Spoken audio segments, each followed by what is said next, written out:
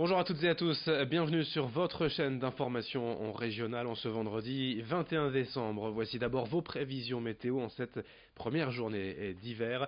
On aura d'abord une journée en deux temps. Ce matin, des averses, des pluies, de la grisaille dans toute la région, puis le ciel va se dissiper, les nuages vont se dégager et on aura du ciel bleu, du soleil cet après-midi. Le tout sous des températures plutôt agréables avec 12 degrés cet après-midi à Dunkerque et Lille, 11 degrés à Calais, Boulogne et Saint-Omer, bref des valeurs au-dessus des normales de saison, les prévisions complètes après ce journal. On démarre cette édition avec une première dans l'histoire de la région, l'aboutissement de près de 8 ans de travail et de collecte. Hier, l'Institut de la langue régionale flamande a présenté son tout premier dictionnaire du flamand occidental. En tout, près de 23 000 entrées, 12 300 mots flamands, 5 500 expressions rassemblées sur 672 pages. Le flamand occidental est le nom officiel de la langue régionale en usage dans le Nord, un nom validé par l'UNESCO et le ministère de la Culture. Reconnu comme langue régionale depuis 1999, le flamand occidental compterait environ 50 000 locuteurs, mais la transmission aux jeunes est assez faible. Ce dictionnaire franco-flamand doit donc permettre un meilleur apprentissage. Explication au micro de Margot Sailly.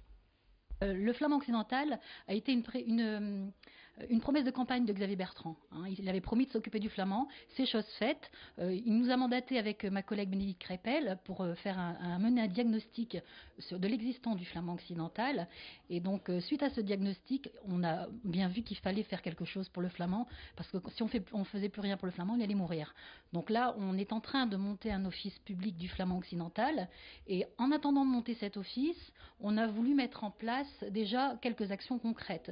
Et donc aujourd'hui, la sortie de ce dictionnaire du flamand occidental est une action concrète d'aide de la région pour le flamand, puisqu'il est financé à 70% par la région. Dans quelques jours, à peine, c'est Noël. Au pied du sapin, vous choisirez peut-être de vous offrir un animal, un chien par exemple, pour faire plaisir aux enfants. Si c'est le cas, il faut bien y penser, y réfléchir en amont et respecter certaines règles. Il faut par exemple aller rencontrer l'animal plusieurs fois auparavant pour voir si le courant passe bien avec lui. Il faut aussi choisir un animal au comportement similaire au sien. Ce n'est pas la peine de prendre un chien sportif si l'on est casanier. Et puis ne pas oublier qu'un chien, ce n'est ni un enfant ni un objet. L'animal a son caractère, sa personnalité, il faut l'éduquer. Frédéric Deprater est comportementaliste canin. Il nous donne quelques conseils au micro de Vincent Vieillard. C'est un cadeau qui peut être merveilleux dans un monde idéal, mais aussi qui peut se révéler à la fois un cadeau empoisonné. On ne va jamais choisir un chien pour une personne. Si c'est un chien qu'on va inclure dans une famille, il faut que tout le monde soit sur la même longueur d'onde. On ne va pas offrir, par exemple, un chien très sportif à notre grand-mère, même si on l'aime de tout notre cœur. Les erreurs de casting, souvent, ça pose des problèmes. Donc après, il sera nécessaire sûrement de voir un éducateur comme moi pour régler un peu tous ces problèmes. On enchaîne avec des images d'une boutique étonnante à Lille, dans la galerie des Tanneurs. Depuis une semaine environ, le Grand Playground a ouvert ses portes et propose un nouveau concept, un mélange de plusieurs espaces dédiés aux créateurs avec un pop store pour des marques qui veulent présenter leurs produits pendant 3 mois, un espace déco et design, une galerie d'art, un bar à céréales, un espace entretien de chaussures ou encore un salon de tatouage. Tout cela rassemblé donc dans la même boutique. Prochainement, on trouvera même un barbier, un espace événementiel et une salle de sport. Présentation et explication du concept au micro de Vincent Vieillard. En fait, on les choisit un petit peu également par l'état d'esprit, voilà, par l'histoire qu'elles racontent, notamment sur la partie créateur. On essaie d'avoir une sélection, alors on est à la fois sur des créateurs locaux, mais également des créateurs nationaux et internationaux. L'objectif en fait vraiment du Grand Playground, c'est de se dire ok, il y a des indépendants, des créateurs qui souhaitent avoir un lieu pour présenter leurs produits et qu'ils ne peuvent pas avoir de boutique. Donc nous on prend le risque de leur proposer nos espaces pour pouvoir dire voilà ils peuvent montrer leur marque à une clientèle qu'ils n'auraient probablement pas vue, quoi. Et dans cette édition également, quelques images pour évoquer le travail d'un artiste bûcheron à Roubaix. Guillaume Cric travaille actuellement sur un vieil arbre malade abattu il y a quelques jours. Cet hêtre du parc Barbieux avait été planté dans les années 30, mais il était atteint d'un champignon. Pour l'instant, ce n'est que la phase préparatoire. Le bois doit être grossièrement taillé puis séché durant 18 mois. puis l'œuvre prendra sa forme définitive.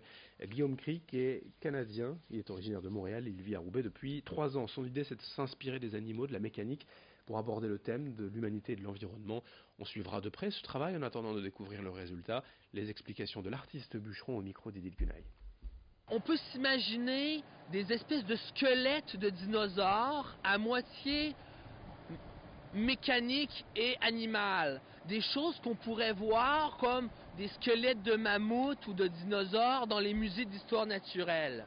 Il y a une certaine idée de parler de l'homme, de la technique et peut-être par le biais du squelettique d'évoquer avec une certaine intention métaphorique, peut-être la fragilité de l'homme, la fragilité de l'humanité dans laquelle il se met à force d'exploiter et de surexploiter.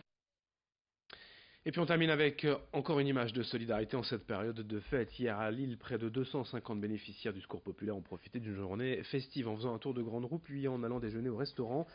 Dimanche dernier, ce sont 600 personnes, dont 400 enfants qui avaient été invités par l'association pour la 4e édition des Arbres de Noël. Outre le spectacle proposé, le Secours populaire a offert quelques 800 places de cirque aux familles. Explication avec Jean-Louis Calin, secrétaire départemental de l'association au micro de Margot Seilly. C'est une action de Noël et on a eu la chance de rencontrer Monsieur Mathieu qui est le propriétaire de la Grande Roue qui nous a dit moi je vous offre des places. Alors ça tombait bien puisque on venait juste d'avoir le patron du restaurant L'Omnia qui nous a invité, qui a invité 250 personnes à grande difficulté de faire un bon repas pour les fêtes de Noël. Alors ils vont sur la Grande Roue et après ils vont au restaurant. C'est quelque chose de formidable et quand je dis formidable, c'est vraiment du rêve à la réalité. Mais le Secours populaire aime bien d'engager ces paris-là. Cet été, 11 000 personnes chez Disneyland et ici à la Grande Roue, le restaurant, c'est quelque chose de fort pour toutes les familles qui sont en difficulté. Et s'il n'y avait pas la solidarité, ce serait un Noël vraiment triste. Il ne peut pas avoir de Noël de triste. Alors pas d'oublier Noël cette année, c'est la devise du Secours populaire. On termine ainsi ce journal. D'autres infos, d'autres images à suivre dans un instant, notamment vos prévisions météo et un nouveau journal à suivre dans moins de 8 minutes dès le prochain quart d'heure. Reste avec nous et très bonne journée à toutes et à tous.